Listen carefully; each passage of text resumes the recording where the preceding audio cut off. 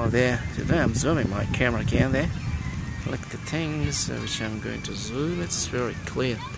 Of course, that is lichen. What lichen is? Of course, lichen mean that is the telephytes mean. Telephytes which are not going to differentiate root, stem, and leaf. Once again, I'm repeat. That is a telephyte. These are the telestructure. They are not going to differentiate into roots, stem, as well leaf. So we call them telephytes. Of course, that is also called phycomycobians. So far, I mean, even there was a zoom so far 150 year was assumption that actually that lichen that is made of two body. One is algae, other is fungi. Of course, that is. But now a third party has been contributed. Oh my goodness. A third party is contributed. One is algae, of course, which is photosynthetic, and the other one is you call them fungi, which give structure as well support there because they absorb into nature.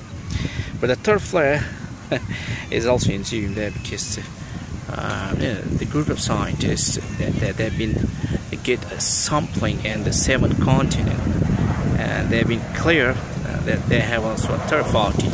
Although in 7 continents they have been clear that they have a third party, and of course the third party is basidiomycota.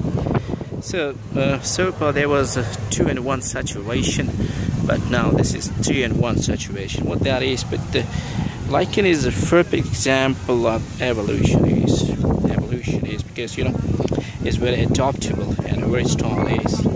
Oh my goodness, we also been mentioned these things is just like survival of fatness is what we're talking about. Evolution means change for the better is.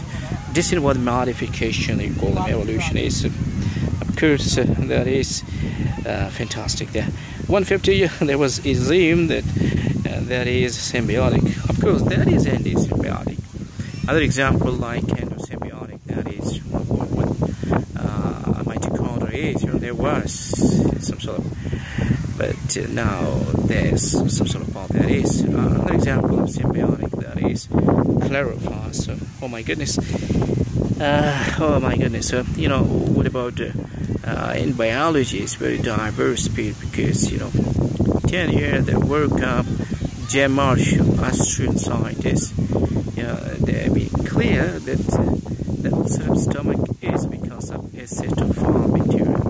I mean, acetophilic bacteria is responsible for the ulcer. So after 10 years, it's been concluded. So here, the same thing is happening here. Some sort of thing. I'm going to repeat these things to give you the perfect example, like Bacillus megatherium. There's some sort of bacteria. They have also mitochondria. Although it is very clear that bacteria don't have mitochondria, but some bacteria, which I mentioned, Bacillus megatherium, they have regard to be a mitochondria. Anyhow, so 3-in-1 situation has been clear. Almost 7% on Earth's surface, the lichen is. Lichen, of course, we are going to mention in the tube. One is crustose. Quite adhesive nature is mostly that rock either that is going to be on the surface of trees. Crustose mean they are crusty in nature.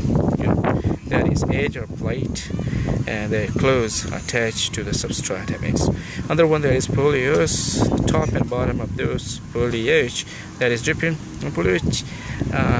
Lichen that is leafy. They're just like sandwich of pangle, and between them is going to be algae pollution. That is, they have a rootlet which is called right there. The third one, which is called fruticose, they should be there. They're round. They have no resonance, and their growth is almost vertical. But remember, so far they were assumed that we have 3 types, but now we have 6 types of lichen.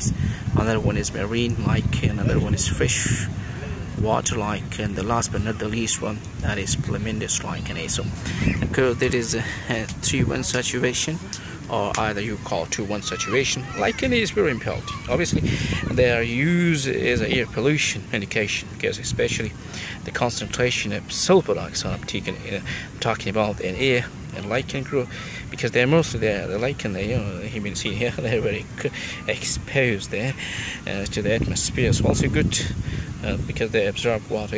Lichen also used to measure toxicity of some metal, radioactive metal. I mean, that is, they've been to these fungal pollution. So that is. What about why they are called the bioindicator of pollution is? A lot of work is being done by Earth. 1975. He's a British scientist. Here, pollution, something like that, affect the lichen. They injure the lichen. Is why? Because in UK, especially in the Vale, a lot of old epiphytic lichen, due to the sulfur pollution.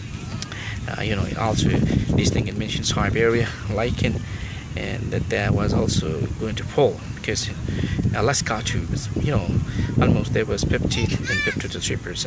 Why? I'm going to mention the chemistry of sulfur to the world. The lichen is sulfur when they react with moist, they form H2SO4, which is called sulfuric acid, and rainwater. That acid rain come. All these sulfur are harmful to the lichen. So also sensitive to the heavy metal, just like O3 is also going to sensitive there. Although lichen grow in alkaline, that is alkaline substrate. As acid rain, the pH, they affect the pH. That is.